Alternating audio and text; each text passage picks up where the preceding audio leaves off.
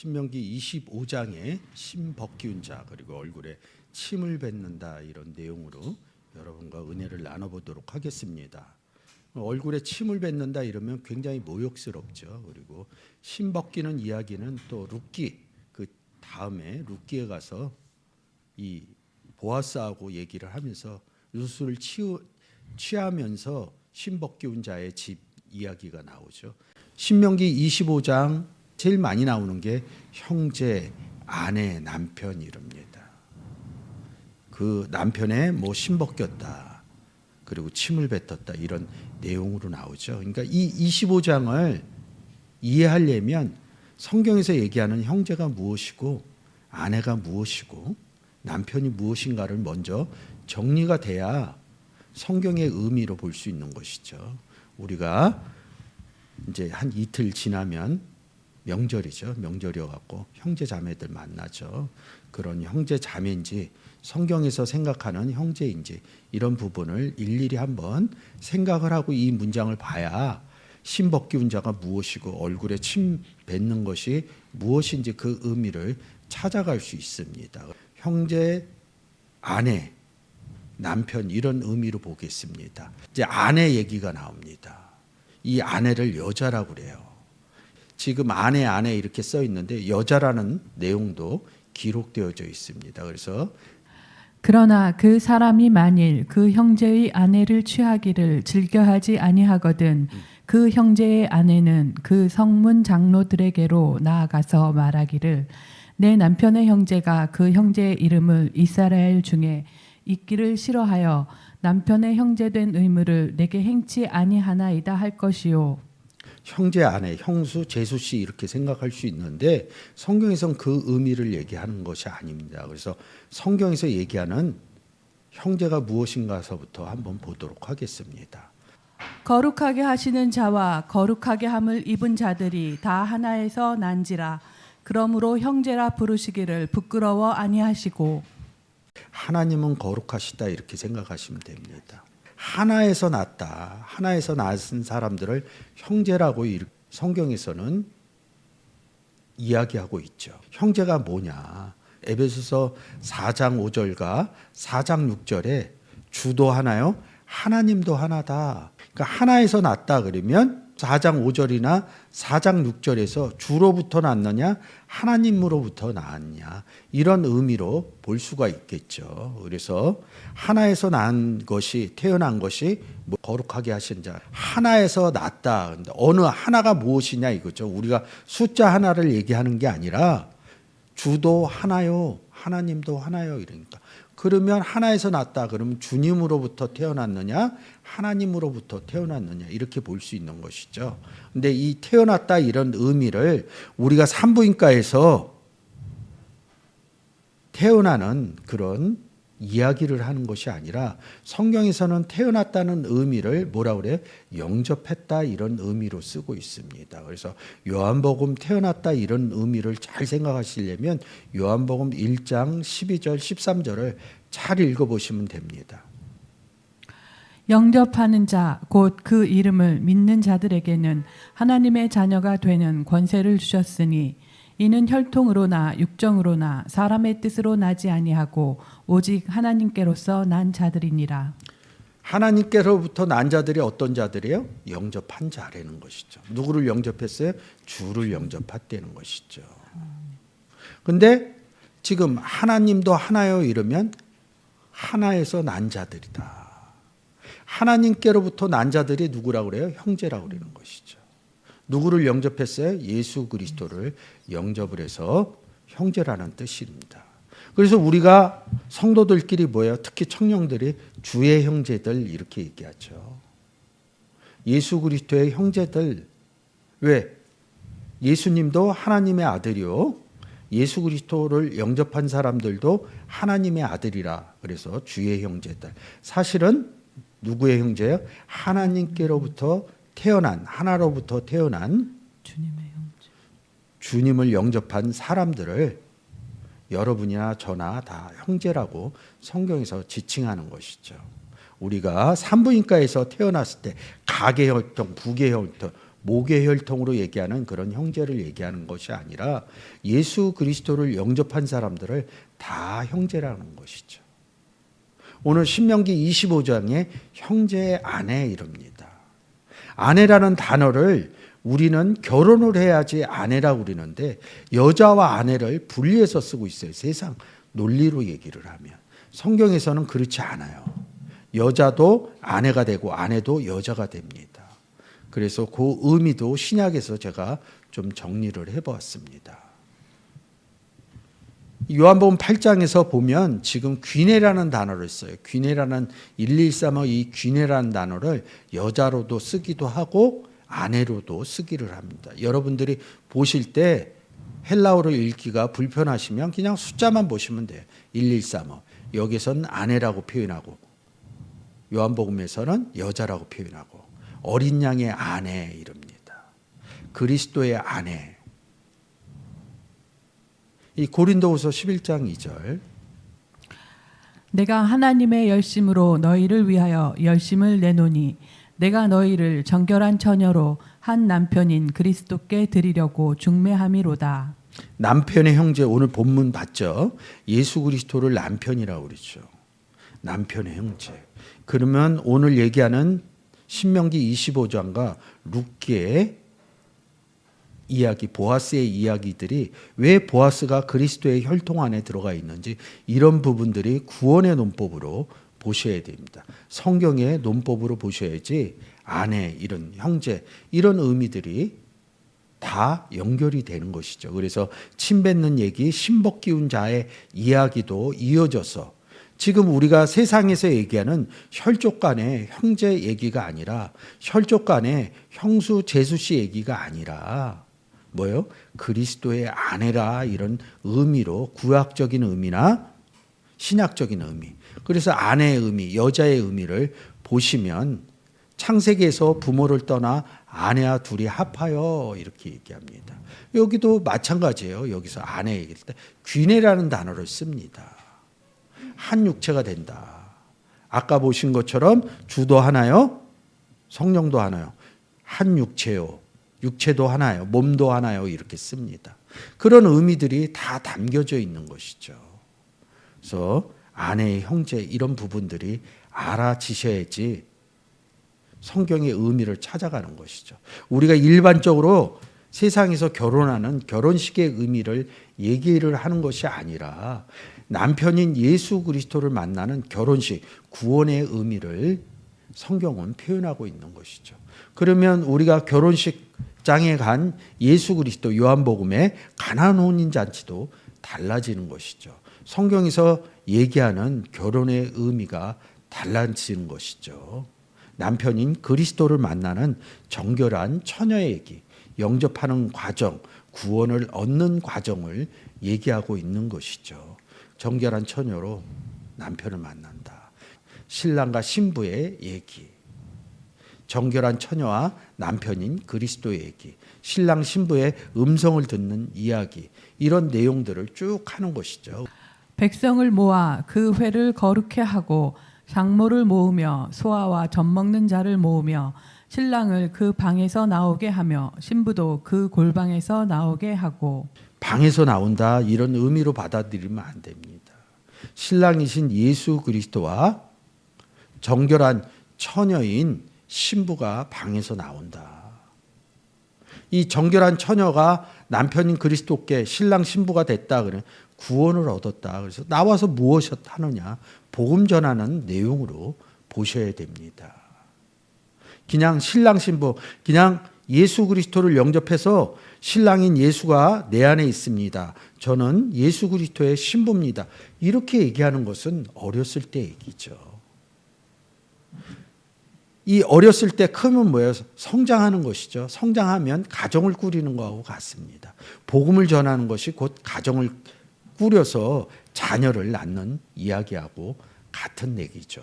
그래서 신랑 신부의 의미를 여러분들하고 좀 찾아본 것이죠. 근데 7절에서 뭐예요? 형제의 아내를 여자를 취했다 그럴 때 뭐예요?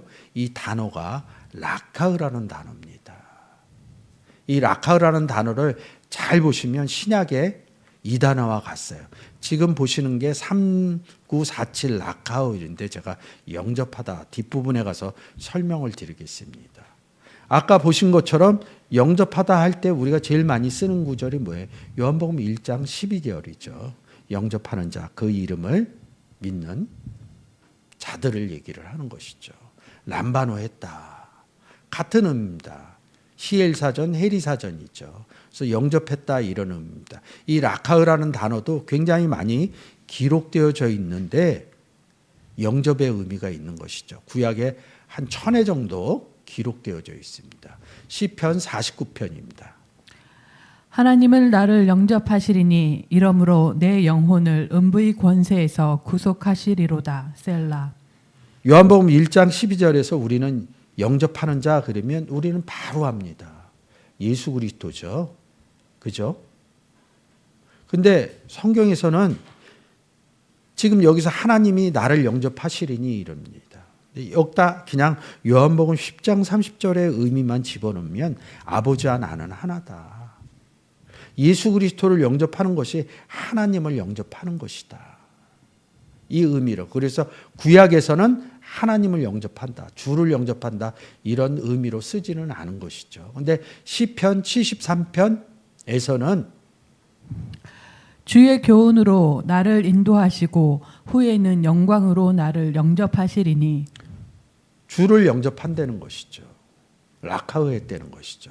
그래서 영접의 의미가 요한복음 1장 12절에 의미가 있습니다. 영접하는 자 이렇게 있는데 마태복음 지금 구약에서 지금 보신 것처럼 하나님과 주를 영접했다 이 의미를 마태복음 10장 40절, 13장 20절, 요한복음 12장 44절에서 잘 표현을 한 것이죠. 요한복음 13장입니다. 내가 진실로 진실로 너희에게 이르노니 나의 보낸 자를 영접하는 자는 나를 영접하는 것이요 나를 영접하는 자는 나를 보내신 이를 영접하는 것이니라. 나의 보낸 자를 영접한다. 어떤 자예요? 예수 그리스도를 영접해서 구원 얻은 자를 보낸다. 왜 보내요? 복음을 전하게 하려고. 나의 보낸 자를 영접하는 자는 뭐예요? 예수 그리스도에 대해서 듣겠죠. 예수 그리스도에 대해서 들으면 예수 믿으세요 하면 예수 그리스도를 영접하겠죠. 그게 나를 영접하는 것이요. 나를 예수 그리스도를 영접한 자는 나 보내신 이 누구요? 하나님 아버지를 영접하는 것이죠. 여기에도 또 요한복음 10장 30절의 의미를 집어넣어야죠. 아버지와 나는 하나다. 그래서 예수 그리스도를 영접하는 것은 곧 하나님 아버지를 영접하는 것이다. 그래서 우리가 삶 가운데 신앙생활을 하면서 뭐라 그래요? 내 안에 예수님이 계십니다. 그리고 이러고 끝나면 괜찮은데 또 이렇게 얘기해요. 내 안에 하나님도 계십니다. 이 내용들을 우리가 신앙생활을 하면서 하게 되는 것이죠. 지금 그 내용을 저는 성경의 내용으로 풀어서 드린 것이죠. 그래서 이 라카흐라는 단어는 뭐예요? 영접한다. 이런 의미가 있는 거죠. 그래서 시편 18장에서는 저가 위에서 보내사 나를 취입하시며 많은 물에서 나를 건져내셨도다. 나를 영접했다. 누가요? 하나님이 나를 영접했다. 누가요? 주께서. 잠언 2장 1절입니다. 내 아들아 내가 만일 나의 말을 받으며 나의 계명을 내게 간직하며 나의 말이신 주를 얘기하는 것이죠. 그래서 아들이 됐다 이런 의미죠. 그래서 민수기 12장에서 모세가 구스 여자를 취하였더니 그 구스 여자를 취하였으므로 미리암과 성경을 이 내용을 잘 모르면요. 이방 여인을 취하면 잘못된 것으로 알고 있어요. 그래서 특히 오늘날 결혼할 때 믿는 자들끼리 결혼한다. 이렇게 얘기를 하는데 성경하고 조금 다릅니다. 우리가 이방을 중점적으로 얘기를 할 때 어느 지역을 놓고 이방의 의미를 찾아가요. 가나안 땅, 이스라엘 땅을 놓고 생각할 때 그 나머지 가나안 땅을 벗어났을 때 이방인이라고 그럽니다. 근데 이 모세도 이방 땅인 구스의 여자를 취했고요. 아브라함의 아들 이삭도 밧다라랑 가갖고 여자를 데리고 옵니다. 취합니다. 이방 여인이죠. 야곱도 라헬을 밧다라랑 가갖고 데리고 옵니다. 그 내용에서 가나안 땅에 있는 여자들과 결혼하지 말라. 왜? 가나안 땅에 있는 여자들, 이 가나안 땅의 의미는 뭐냐면 그리스도 안에 들어간 의미거든요. 그래서 뭐예요? 앞에서 여자 아내 설명할 때 뭐예요? 남편인 예수 그리스도를 만난 아내 이 의미를 설명한 것입니다. 우리가 복음을 전하는 것도 예수 그리스도를 영접하지 않은 사람도 이방 여인을 취하는 것하고 같습니다. 우리는 어떤 여인이에요? 가나안 여인이죠. 예수 그리스도와 결혼을 했으니까. 우린 이방 여인이 아니에요. 이스라엘 여인이다. 성경에 아주 깊숙한 의미가 있는 것이죠. 그래서 모세가 굳이 이방 여인 취하는 것은 당연한 겁니다. 근데 아론하고 미리암이 막 뭐라고 그러죠? 모르니까. 당연히 복음의 행위를 했는데 그거 갖고 뭐라고 그러니까 진 밖에 쫓겨나서 혼나는 거죠. 문둥병도 걸리고. 그 의미가 숨겨져 있는 것이죠. 창세기 3장 6절에 제가 반대적인 의미를 집어놨어요. 이 3장의 내용이 뭐예요? 뱀으로부터 선악을 알게 하는 나무의 열매를 따먹은 것이죠. 이 에덴 동산에는 선악을 알게 하는 나무의 열매도 있지만 또 어떤 나무가 있어요? 생명나무의 열매가 있죠. 그래서 2장에서 이 선악을 알게 하는 나무의 열매를 먹으면 죽는다. 근데 앞서서는 뭐예요? 생명나무를 먹으면 너희가 살리라 이런 내용으로 기록되어져 있죠. 이 따먹다 이런 이제 이 따가 뭐예요? 락하우 영접하다 이런 의미가 있는 것이죠. 다른 것을 뱀인 선악을 알게 하는 나무를 영접했다는 거죠. 생명나무인 주를 영접하고 포도나무를 영접해야 되는데 반대적인 의미로 쓰여져 있는 락하우 영접했다는 것이죠. 그래서 형제의 아내를 영접한다 이게 복음의 과정을 기록해 놓은 것입니다. 그냥 보시면 안 되고요. 그래서 이 형제의 아내를 취한다. 그래서 이 문장을 보기 위해서는 형제, 아내, 남편 이 의미를 알아야겠죠. 그래서 이게 있는다 뭐예요? 그 형제의 이름을 이스라엘 중에서 있는다 이 의미로 보면 제가 설명한 대로 형제, 아내, 남편 그리고 락하우 취하다. 성경은 구원의 내용을 표현하는 것입니다. 사람의 우리가 세상 가운데서 결혼한 이런 내용을 얘기하는 것이 아니죠. 룻게 가면 룻은 어느 나라 여인이에요? 이방 여인이에요. 그래서 본토인 뭐예요? 보아스. 가나안 땅에 있는 보아스가 형제 아내를 만나는 장면입니다. 구원 얻는 장면이죠. 그러면서 이 보아스의 계보로 예수 그리스도의 계보까지 가는 것이죠. 그러면 우리가 앞서 말한 것처럼 있는다는 의미가 뭐예요? 복음을 전해서 뭐예요? 하나님과 이어주는 그런 의미로 한글적인 의미로 볼 수 있겠죠. 그래서 이 있는다 이 단어가 아까 보시면 항상 보실 때 6965번입니다. 여러분이 보시는 것처럼 6965번. 이거 못 읽으셔도 돼요. 제가 표현을 해 놓으니까요. 이 쿰이라는 단어 6965번. 근데 여기에 뭐예요? 반석에 두다 이럽니다. 이 파생된 단어가 마콤이라는 처소, 하나님이 여기 계시다 이런 뜻으로 많이 기록되어져 있어요.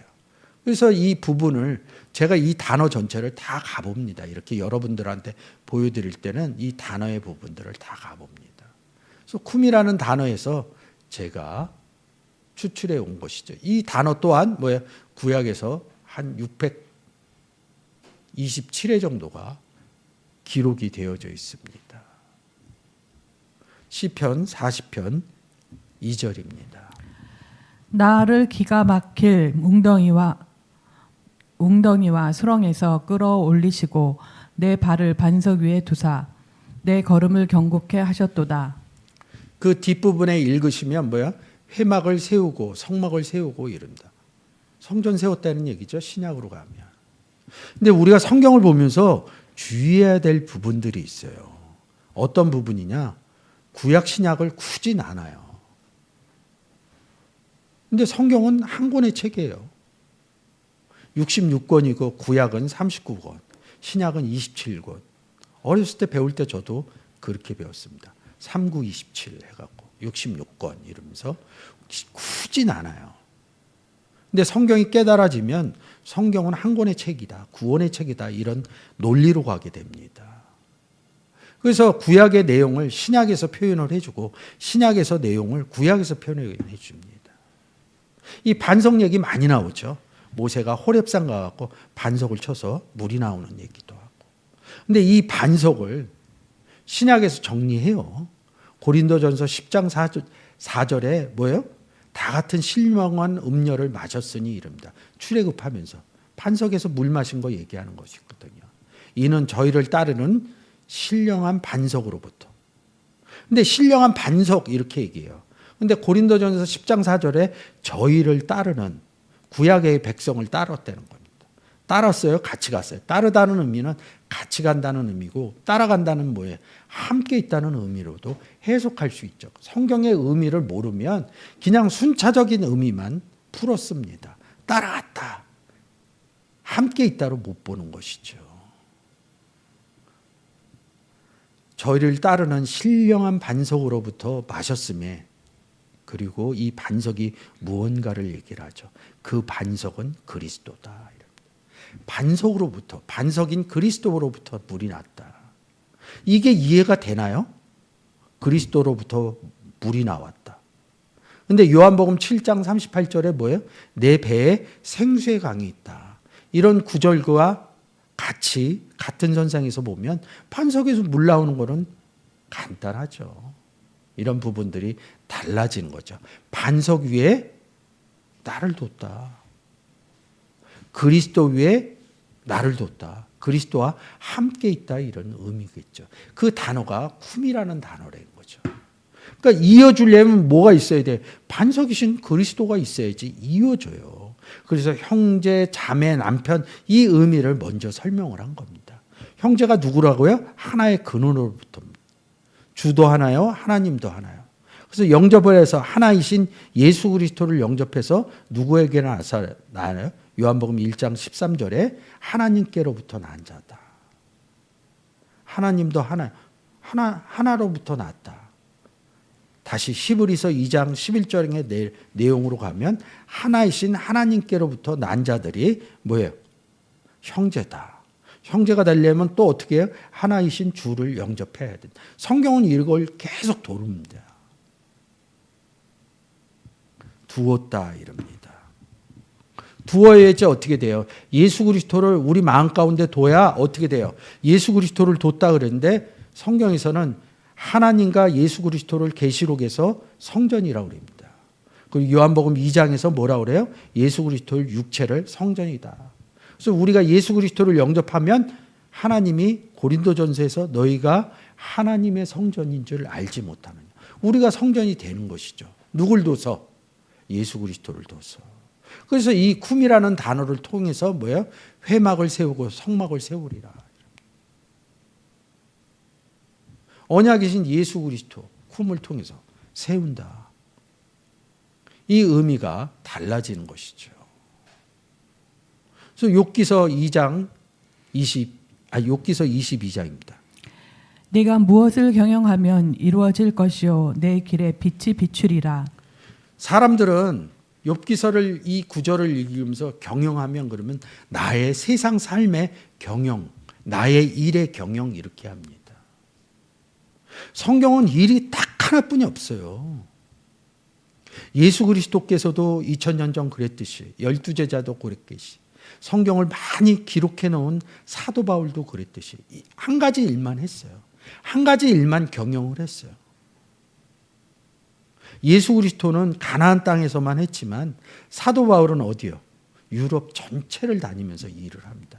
경영을 합니다. 무슨 경영? 복음의 경영. 쿰, 세우는 그걸 이뤄냈다는 것이죠. 회막을 세우고 반석에 두고 언약을 줘서 구원을 세우리니 이 의미로 이어지는 것이죠. 그러면 여러분들이 보시는 것처럼 지금 이 문장에서 뭐야? 아내를 취한다. 여자를. 그리스도의 여자를 취한다. 영접한다. 그리고 또 여기 뭐야? 있는다 이럽니다. 똑같은 여기는 아내라고 그랬는데 여기는 여자라고 그래요. 그러니까 성경이 이게 힘든 거예요. 우리가 볼 때. 우리는 아내 그리면 여자 그리면 여성의 전체를 여자 이렇게 봅니다. 여기서 보면 이거예요. 그리스도의 아내, 주의 여자 이렇게 보면 됩니다. 나오는 신약의 귀네나 구약의 이샤나 똑같은 의미예요. 이게 다르는 거예요. 그래서 이 문장에서 뭘 잇느냐 이거죠. 남편 나오잖아요. 그래서 남편 뭐예요? 그리스도를 우리가 남편이라고 그런다. 그걸 잇는다. 구원의 관점에서 얘기를 하는 거예요. 이 부분이 신명기 25장이 지금 제가 설명하는 내용이 풀리면 룻기가 그래서 이방 여인 룻을 데리고 와갖고 가나안에 있는 보아스 남편을 만나는 것이구나. 구원 얻은 자를 통해서. 예수 그리스도를 영접 안 하면 누가 없는 거예요? 남편이 없는 것이죠. 근데 우리는 남편이 있어요. 예수 그리스도가. 누구를 통해서? 구원받은 우리를 통해서 하는 것이죠. 구원받은 보아스를 통해서 룻을 만나는 과정을 얘기한 것입니다. 그게 창세기, 신명기, 룻기에만 기록되어져 있는 것이 아니라 오늘날 우리가 복음 전하는.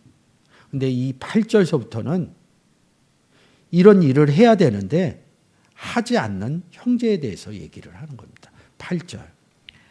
그 성읍 장로들은 그를 불러다가 이를 것이며 그가 이미 정한 뜻대로 말하기를 내가 그 여자 취하기를 즐겨 아니하노라 하거든.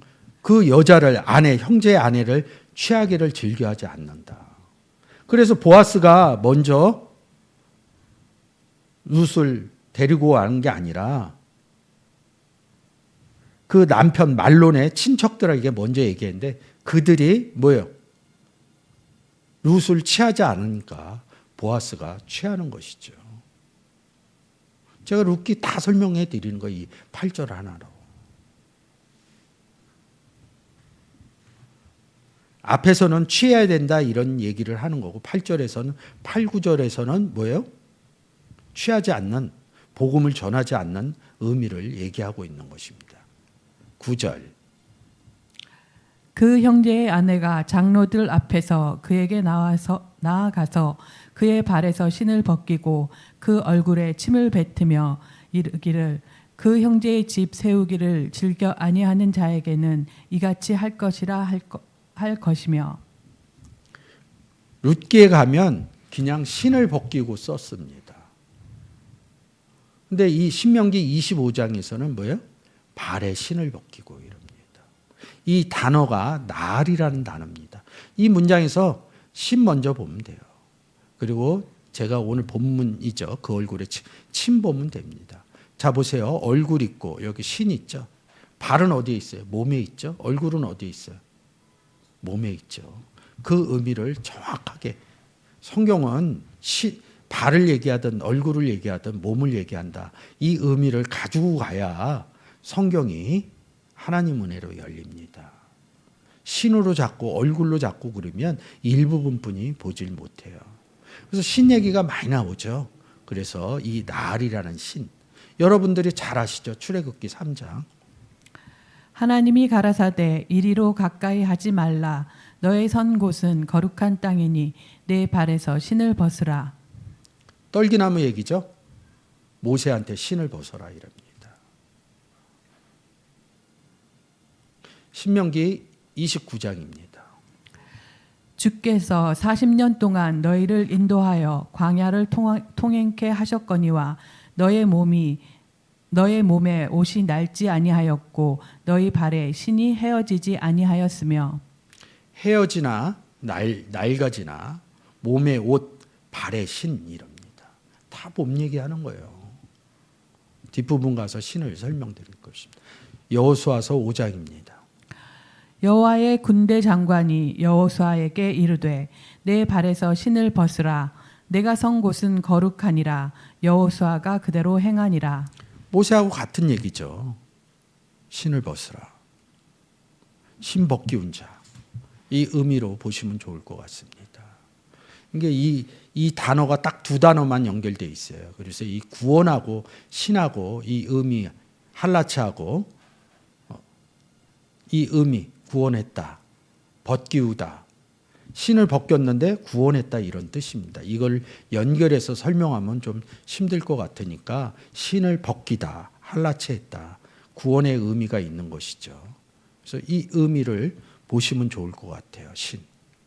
근데 우리가 이 신을 이야기하면 이것을 구약에 딱 한 구절 신의 의미를 집어넣어 놓았습니다. 어디 써 있을까요? 에베소서죠. 에베소서에 뭐라고 써 있느냐면 평안의 복음이 준비한 것으로 신을 신고 이릅니다. 복음의 신이죠. 근데 우리가 잘 아는 것처럼 다른 예수, 다른 복음, 다른 성령이 있듯 반대로 쓰는 것입니다. 우리가 복음의 신을 신기 이전에는 뭐예요? 다른 신을 신고 있었는 것이죠. 그래서 모세가 구원 얻는 과정에 신을 벗으라 이렇게 얘기하는 겁니다. 다른 신을 벗으라. 그리고 하나님의 신을 신고. 그래서 이게 뭐예요? 출애굽기 12장 내용이 굉장히 중요한 거죠. 유월절인 거죠. 10가지 재앙, 마지막 재앙, 장자의 재앙에 유월절에 뭐예요? 양을 잡는 것이죠. 구원의 예표인 것이죠. 그때 발에 신을 신고 다른 신을 벗고 신을 신는다 이런 복음의 신이겠죠. 신약으로 끌고가면. 그래서 신을 벗긴다 이 의미가 중첩되어져 있어요. 그 의미를 잘 보셔야 돼요. 이 중첩의 의미. 지금 뭐예요? 형제를 잇기, 아내를 얻는 그 일을 해야 되는데 형제 있는 것을 안 해요. 그래서 신을 벗기는 거예요. 구원 얻지 못한 자의 의미를 신 벗겼다. 지금 뭐예요? 형제 아내, 남편 얘기하죠. 구원 얻은 사람의.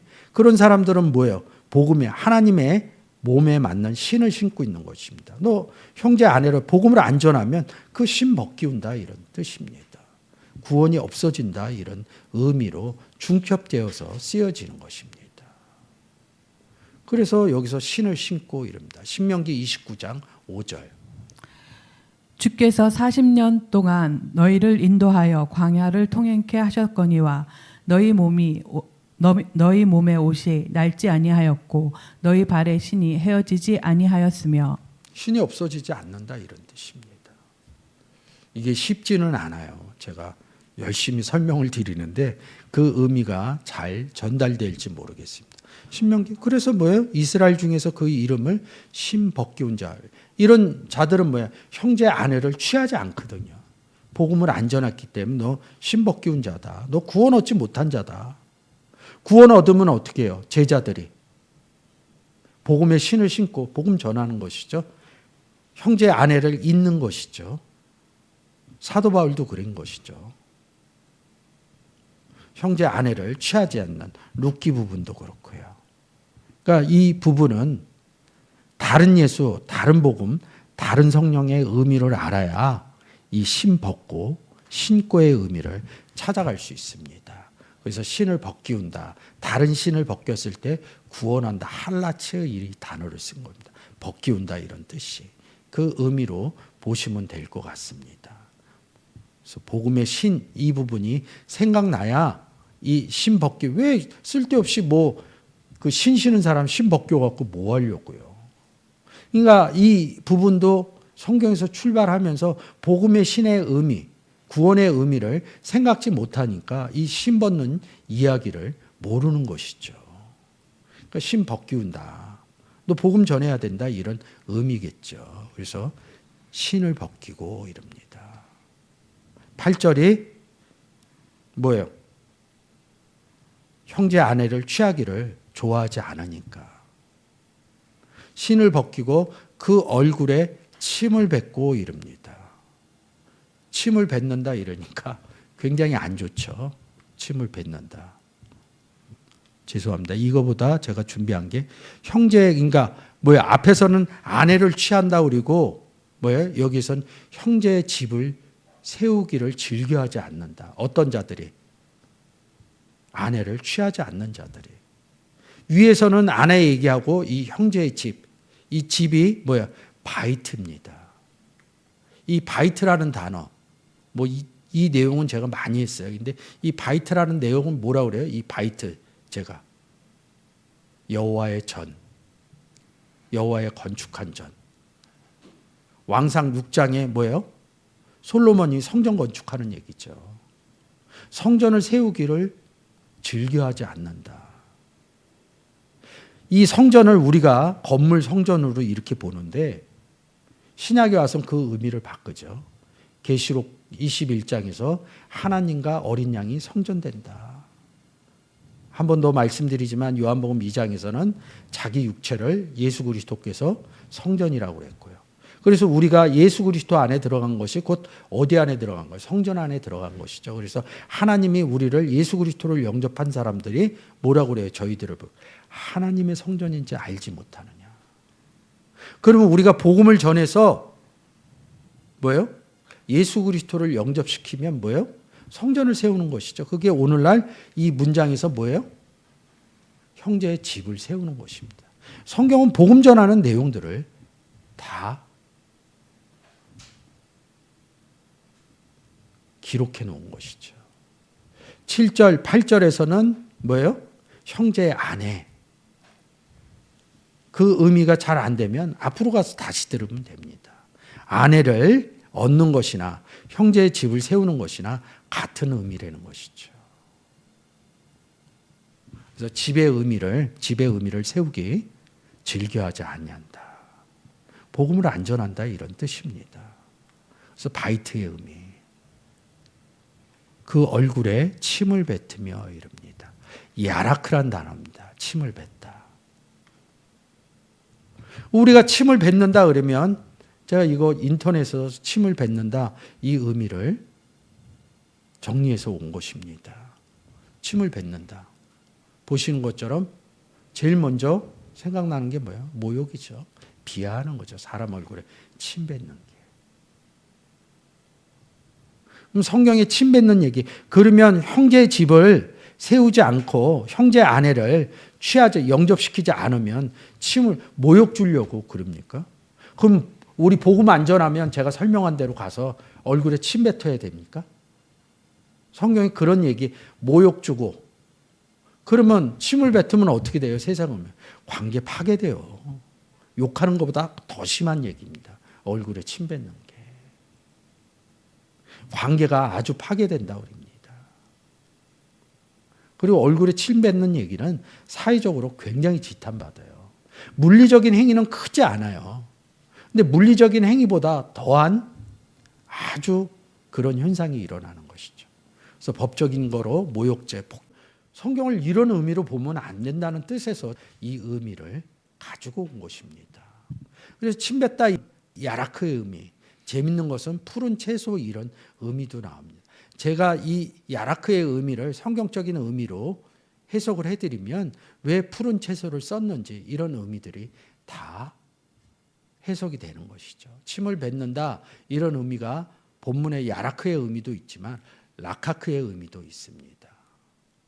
이 라카크는 전병, 성전 안에 있는 전병의 의미도 있어요. 아주 성경은 굉장히 신기해요. 근데 이 라카크야, 야라크의 의미를 성경적인 의미로 해석을 하면 왜 전병을 썼는지, 왜 푸른 채소를 썼는지 이런 의미들이 다 살아나는 겁니다. 신약에서는 뭐예요? 푸티오, 침뱉다. 여러분 잘 알 거예요. 십자가 사건으로부터 해갖고 그런 의미들을 쭉 보여주면서 침을 뱉는다 이 의미를 침을 뱉는다 그럴 때 침은 왜? 몸속에서 나오는 것이죠. 그리고 침의 성분은 물이죠.